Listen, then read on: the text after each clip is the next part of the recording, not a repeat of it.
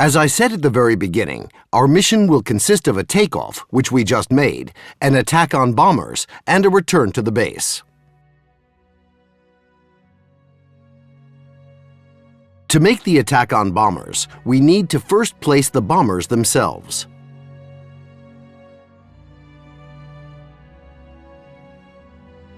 And we'll place them somewhere, here for example. We select Armada again for this. We place it. It's very important that our player's army and the opponent's army are different.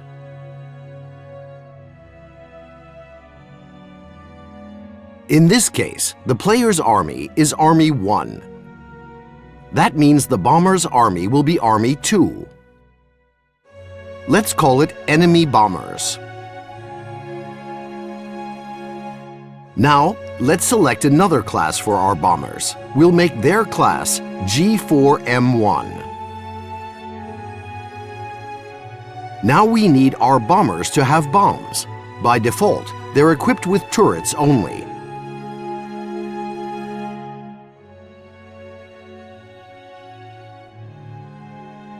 To do this, we need the Weapon and Bullets tab.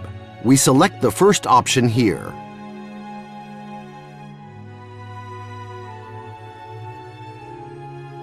After that, we can close it. Now they'll have different suspended weaponry. Let's make 3 of them for now, because we really don't need more at the moment. It's a tutorial mission. We'll place our bombers a little higher, since they're at negative coordinates right now.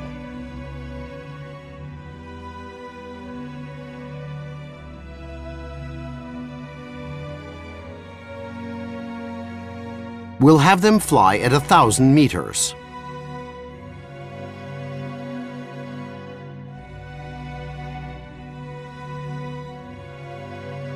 Let's turn them toward the island now. When we select an object, we can see 3 lines around it. The red line is always in line with the way the object is facing.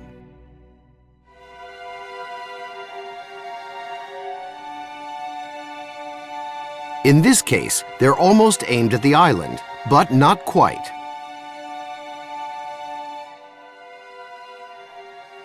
That's fine. So, we have 3 bombers. Let's say we don't want them to fly to the island right away. We'll make them inactive while the player is taking off and is unaware of any bombers. Making them inactive is very simple. In our starting trigger, we can define an action called Unit Put to Sleep.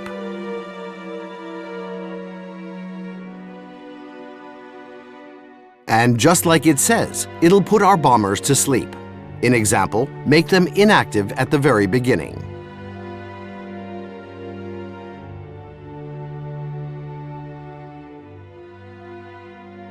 This means that until the player launches and reaches the waypoint, he'll be unaware of any bombers. The bombers won't appear on the map or on the mission in general.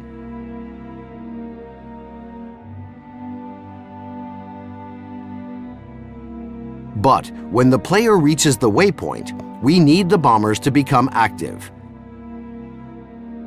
There's a separate action for this. It's called Unit Wake Up. We assign our bombers to it. And when the trigger that checks whether the player has reached the waypoint is fulfilled along with his takeoff objective, the bombers will wake up and start flying in the direction they're facing.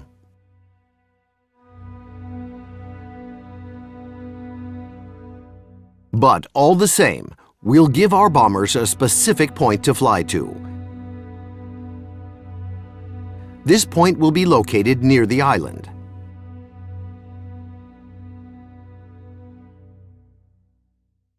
We'll make another sphere. In practice, the shape isn't particularly important. I use spheres because they're easier to create than other shapes, and they have a radius unlike the point.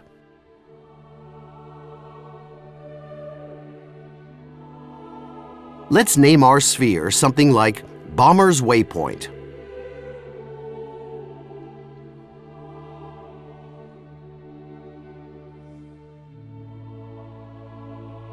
And raise it to 1,000 meters.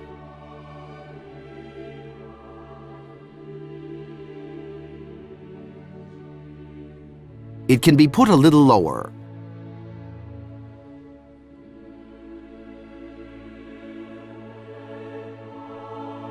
And now, using a trigger, we'll tell our bombers to fly to this zone. The action is called Unit Move To. We can place it right after Unit Wake Up.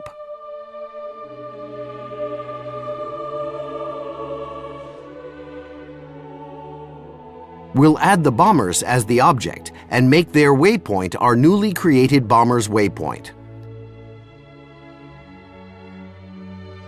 We don't need anything else here for the moment.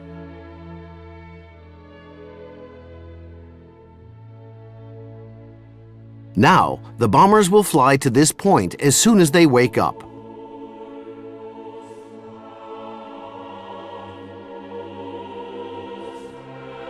They're flying there to bomb targets on our island.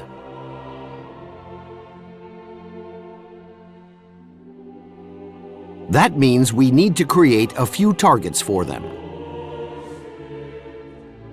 The island will have some anti-air guns to serve as targets. We can select them in the Air Defense tab. Create a unit. Put it in the same army as the player. We want these anti-air guns to be allied with the player. We can change their class to this one here, for example.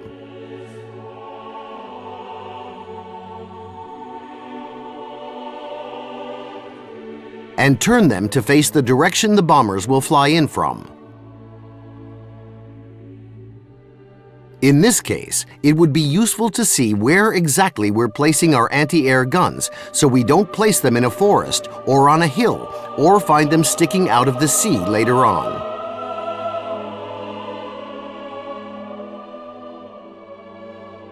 Turning on Unit Model Display will help with this. This button here with a teapot icon activates it. Now we have our first anti-air gun. But we actually want 3 of them in this group.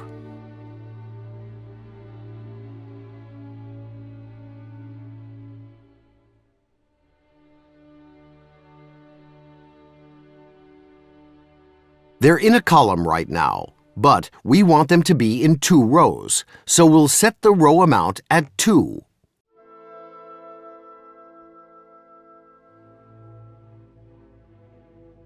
We'll move them a little bit.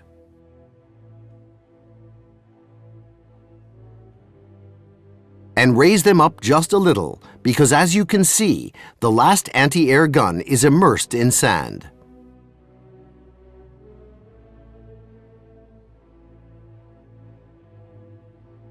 Next, using Copy, just to recap, hold Shift and move the unit on one of its axes to do this.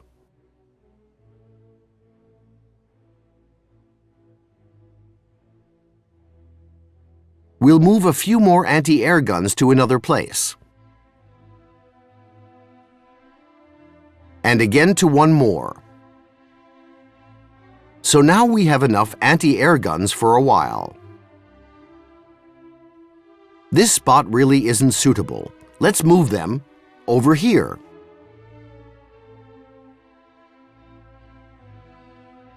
We also want our bombers to attack cars, ground vehicles. Let's make a few moving objects.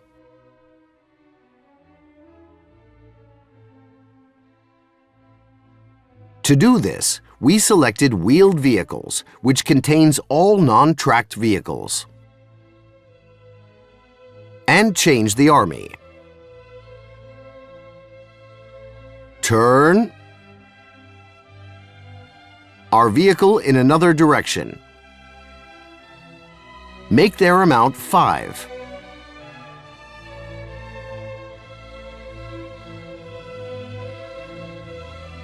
And also, Set their formation type at column. Squad amount, 1. Now we can see what we've got. Our vehicles are too far away from each other. Let's reduce their formation step.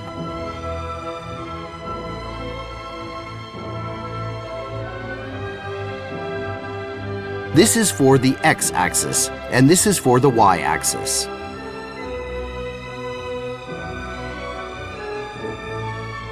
We can also add a little noise to make the column look less artificial, since a perfectly even column of units looks too artificial.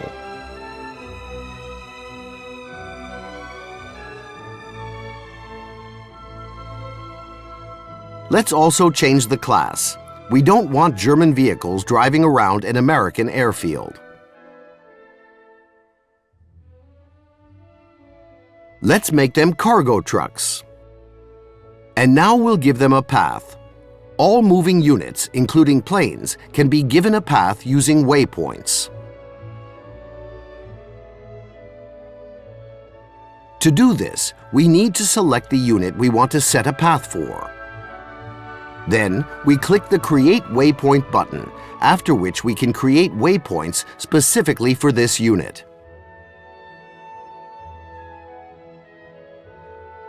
Let's make them a route around the airstrip.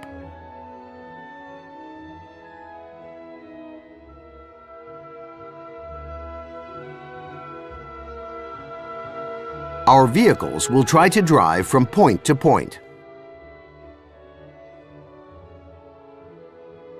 Each waypoint has its own speed setting. Right now, it's 300, but that doesn't mean that our vehicles will drive at a speed of 300.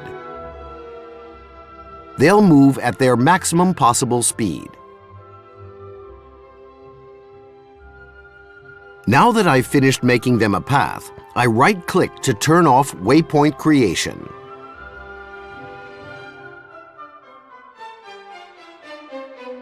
But each time we make a route for any unit, the waypoint button remains selected.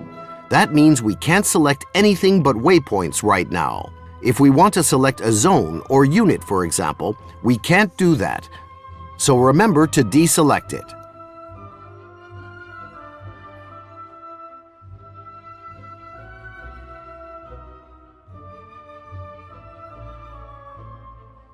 When we select a unit with a waypoint, we see its entire route.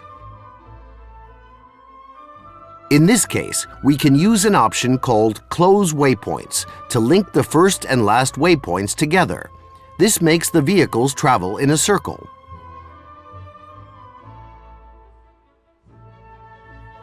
So, we have our anti-air guns and our vehicles.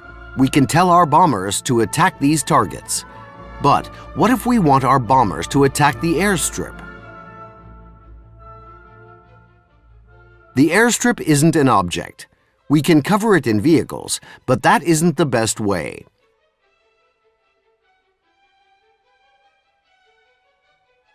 There's a separate object for this under Structures called the Dummy class.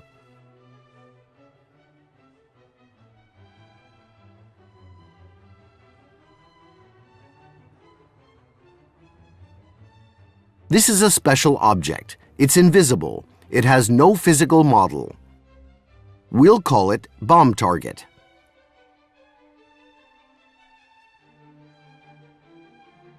And add it to Army 1. We can place it a little way underground.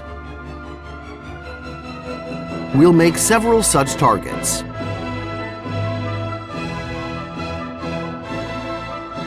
Five should be enough for us.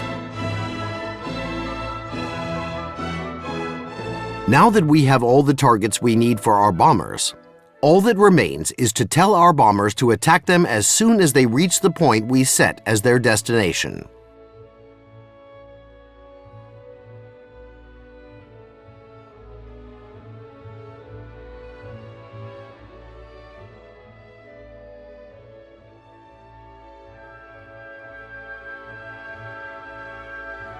To do this, we'll create a separate trigger and call it Bombs Near Island.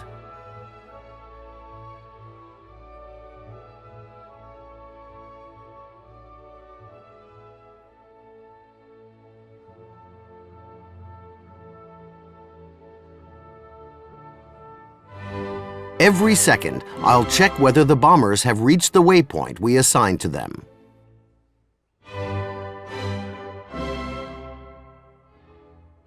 We use unit when in area to do this, a condition of which checks whether the object we enter here is in the zone which we also enter here.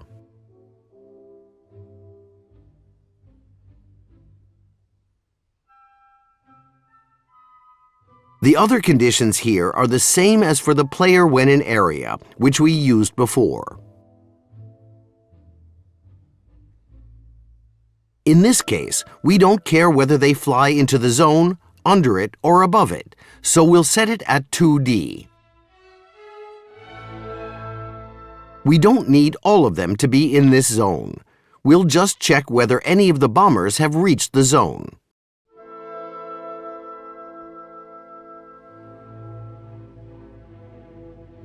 Now we'll give all our bombers the objective of attacking a target using Unit Attack Target.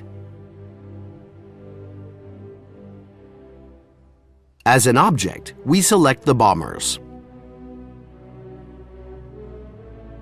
Then, as a target, we can select the anti-air guns and vehicles, all the targets we've placed on the airstrip. But there are quite a few targets. It would be a long and arduous process to list them all.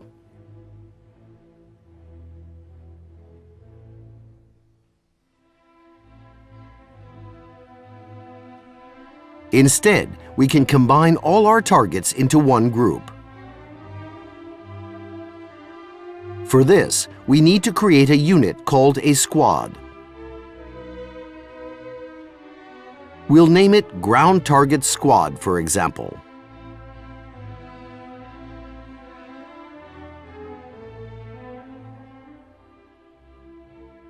Now we'll populate it with all the anti-air guns and bombing targets.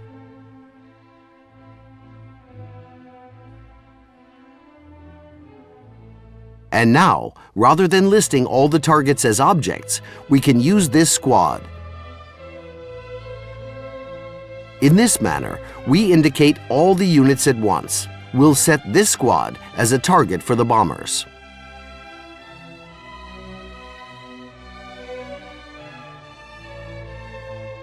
We can also set fire random.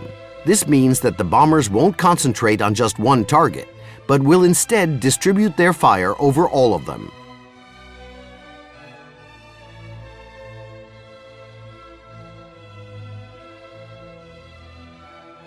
So, we've created a trigger which checks whether the bombers have reached the island.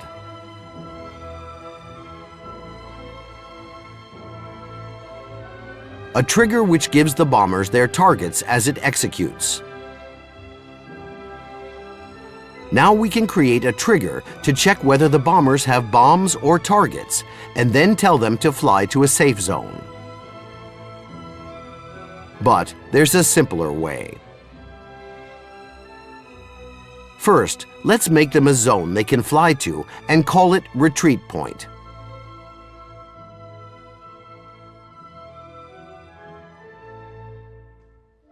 Raise it up a little.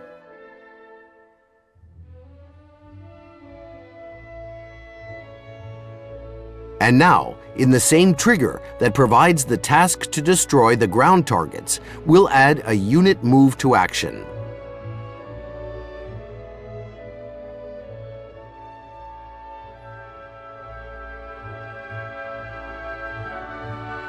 We'll place it higher than the task to attack, indicate the bombers here, and set the newly created zone as a movement point for them.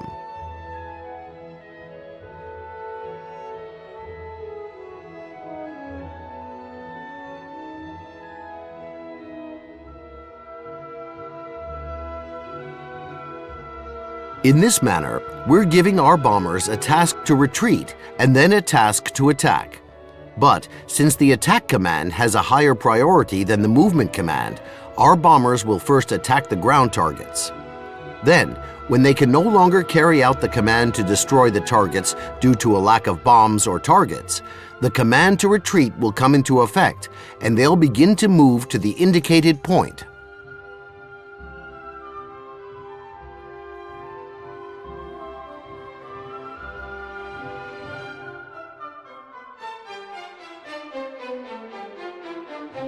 So, we have our bombers, and they'll even attack targets for as long as they can.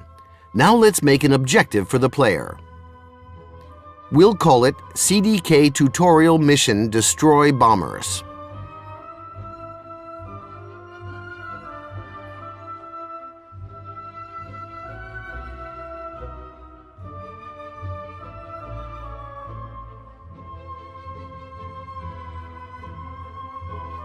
But this time we'll uncheck the enabled box so that this objective won't appear at the very beginning, and assign it as soon as the player takes off.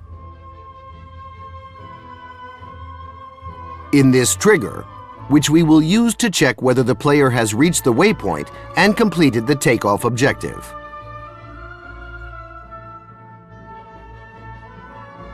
We indicate the objective we want to assign here.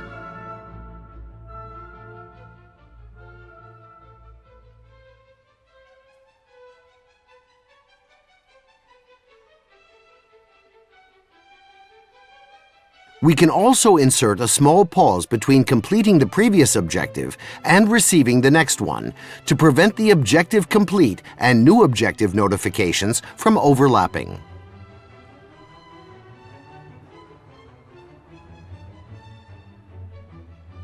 From being on the screen at the same time. To do this, we use an action called Wait. This action halts the execution of other actions inside the trigger for a given number of seconds.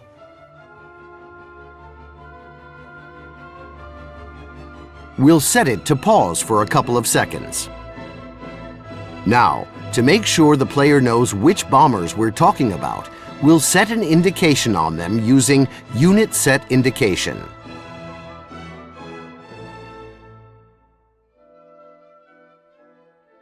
We'll assign this objective using Mo Add Mission Objective.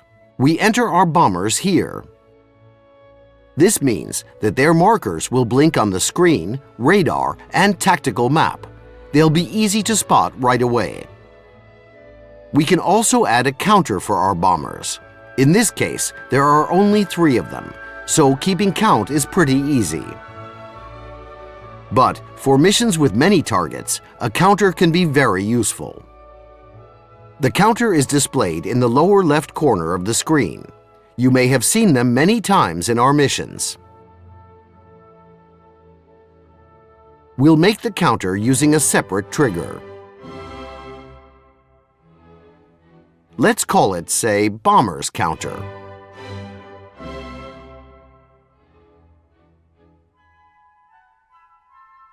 It will be executed in 1 second and won't have any conditions.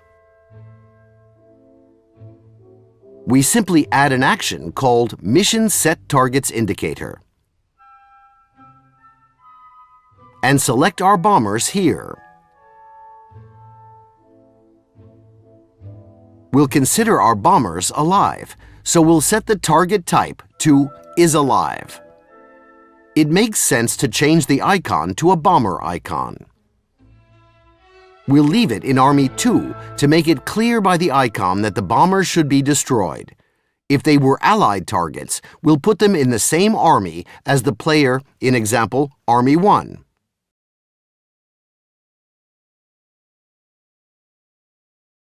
Since we don't need this counter to appear at the very beginning of the mission, we deactivate it by unchecking Enabled. And activate it in the trigger where we place the objective to destroy the bombers and to set an indication on them. We'll do this using the Trigger Enable action.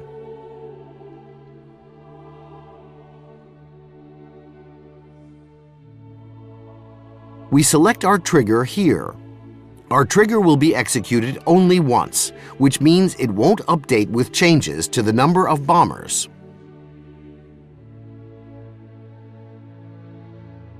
To make it do this, we need to check Enable After Complete. This means that this trigger will be executed once per second. The counter will be redrawn and will recount the number of bombers remaining, constantly displaying the correct amount. Now, let's create a trigger to complete the objective to destroy the bombers. We'll call it Bombers Destroyed.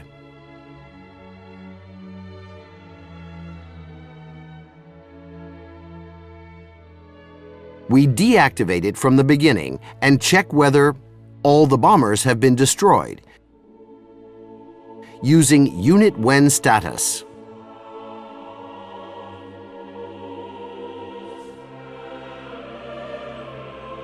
This condition checks whether all the objects within the unit, in this case our bombers, meaning we select all here, have the killed status. It checks whether they're all dead. In this case, we'll set the objective as complete using Mo Set Objective Status. We'll leave it at status 2. Now let's make another counter, which shows the number of ground vehicles.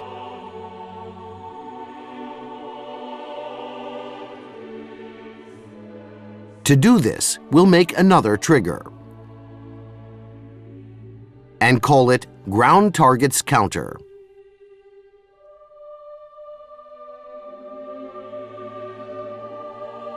This one will also turn off by default.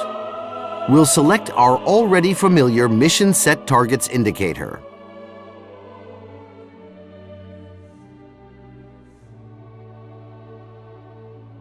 As targets, we'll select our anti-air guns.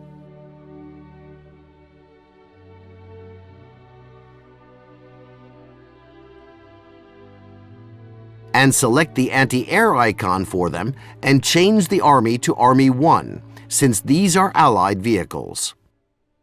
We'll also add another counter for the vehicles which drive around the island. Instead of searching for the action we need in the Action menu and defining its parameters,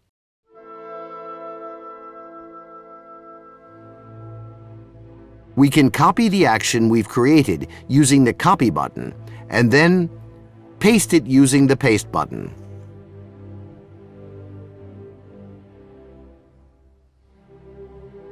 We select the vehicles here and remove everything we don't need, and make it update each second. We'll activate these counters when the bombers reach the island.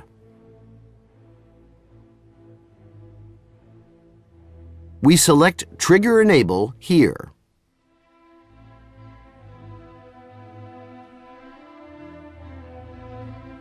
And select our trigger with the counters. So now, when the bombers reach the island, the ground vehicle counter will be displayed in the lower left corner as well. And when the bombers are destroyed and the objective is completed, we'll remove these counters. To do this, we'll copy the second one and place both here.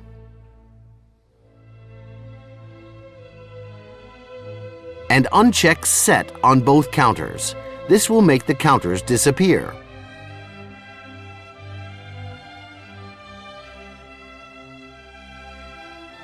And now we'll make another objective to retreat to the base.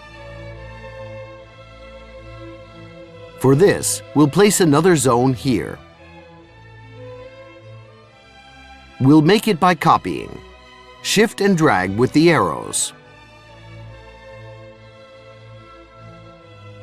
We'll add the objective itself and call it CDK Tutorial Mission Return.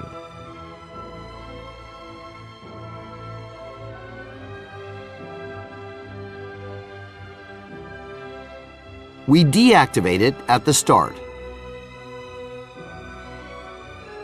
and assign it after the bombers are destroyed. We'll make a short pause here to make sure the objective complete and new objective messages don't overlap.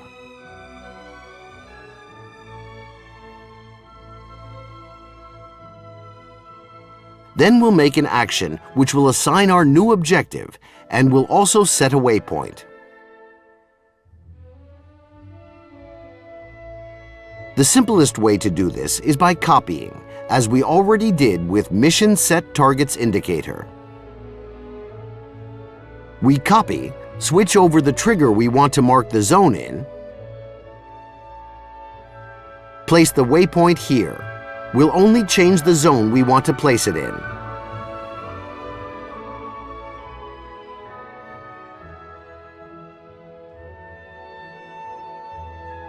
And now we'll make another trigger to complete this objective, and the mission in general. Let's call it Mission Completed.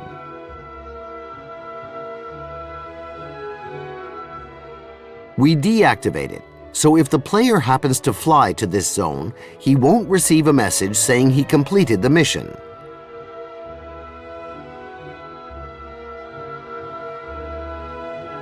We check whether the player is in this zone.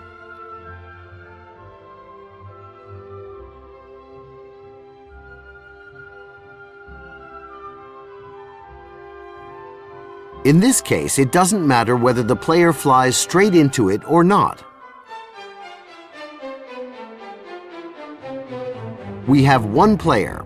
We'll leave everything else as it is.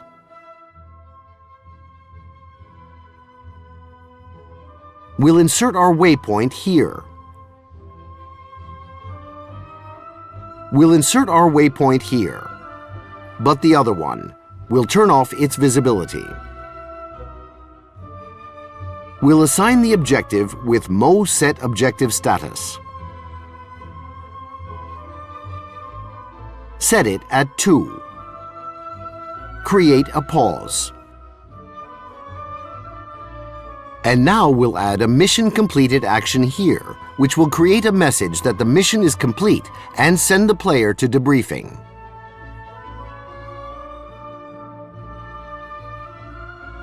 If the timer parameter is activated, that means the player will receive a message saying that he can continue the mission by pressing the Continue button.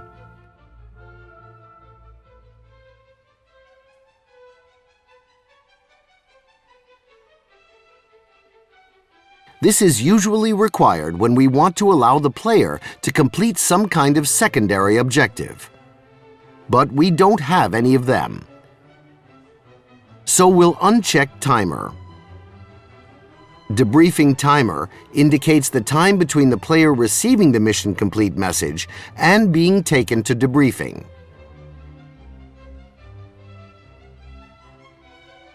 We'll make it 3 seconds. We don't need the other parameters right now. They can stay at their default values. Now we have a mission in which all the events we wanted take place, all the objectives we wanted are assigned, and all of them can be completed.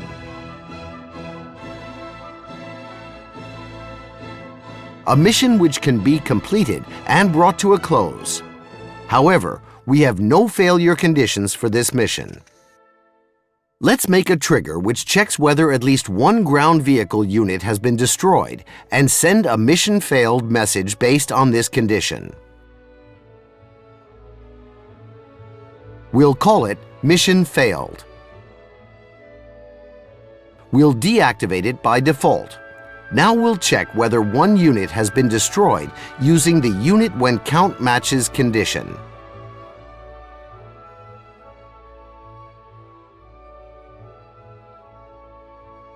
We select our entire squad here. We need to check whether any of them have been killed.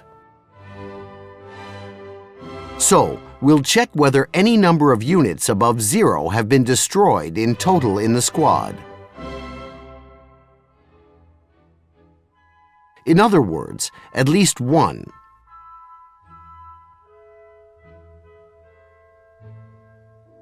We can put a 1 here. That means it'll check for 2 or more. We'll leave it at 0 for now.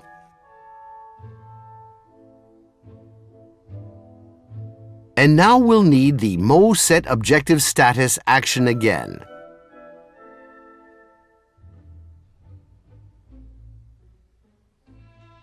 We'll use it to fail the objective to destroy the bombers.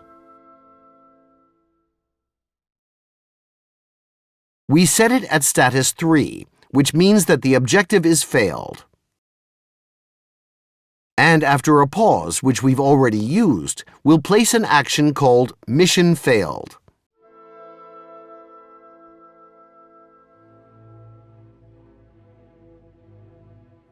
Which will send a message indicating mission failure and send the player to debriefing. We'll remove the timer. It works the same way as Mission Complete here. And we'll also remove the ground vehicle indicators here. We already have them copied.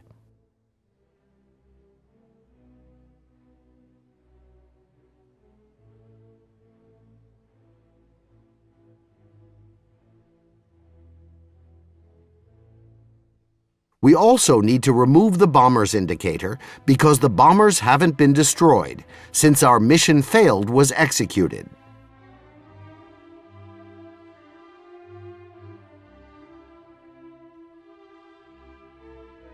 We'll leave it here and uncheck Set on all of them.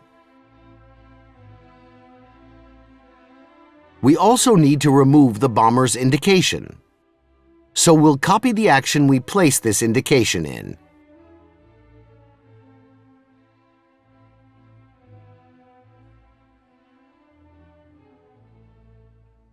And put it here, unchecking Set here also. We also have to remember that we have a full 2 triggers which are launched and executed every second.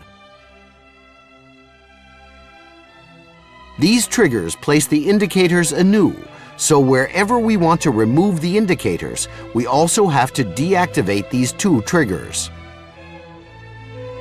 To do this, we'll place an action called Trigger Disable in both Mission Completed and Mission Failed. Place it at the top and remove both counters.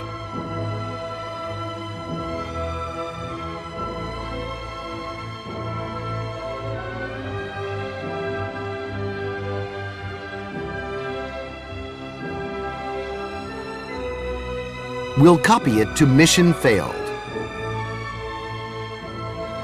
Move it to the top to make it execute immediately. It's worth noting that right now, Mission Failed can be executed after all the bombers are destroyed. This could happen if one of the bombers manages to drop a bomb before it dies and destroy one of the ground units.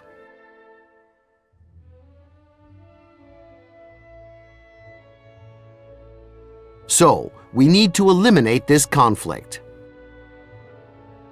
To do this, we'll make one more trigger disable.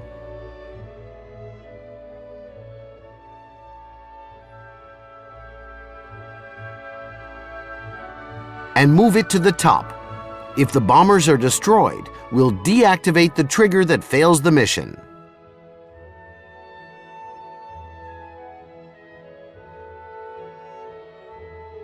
And in the trigger that fails the mission, we'll deactivate the trigger that completes the objective.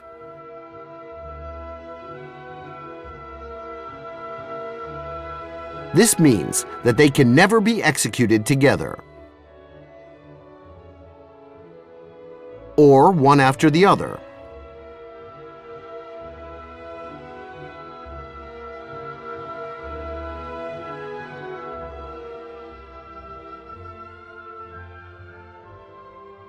Let's save our mission. Now only one finishing touch remains. It isn't particularly significant. We have a fully working mission. But our mission's bombing targets will have indicators, small markers. It's very strange when a marker appears in an empty spot. That means we need to hide them. it's best to hide all the ground units here.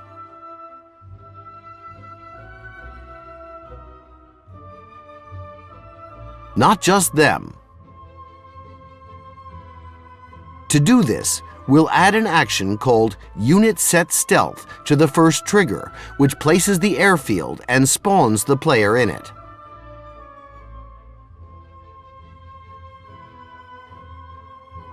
We'll select the entire ground vehicle squad here and set a radius of 0.00 here. This means that no ground vehicle indicators will be visible. That's all. Our mission is ready. It can be completed, it can fail. It has all the vehicles it needs. Perhaps it's worth altering their number, but it's really not important. The main thing is that we have all the logic already in place. As you can see, creating missions is quite a simple and quick task, so go ahead and give it a try. I wish you all the best of luck. Join our Facebook group. Subscribe to our YouTube channel. Follow us on Twitter. See you soon in War Thunder.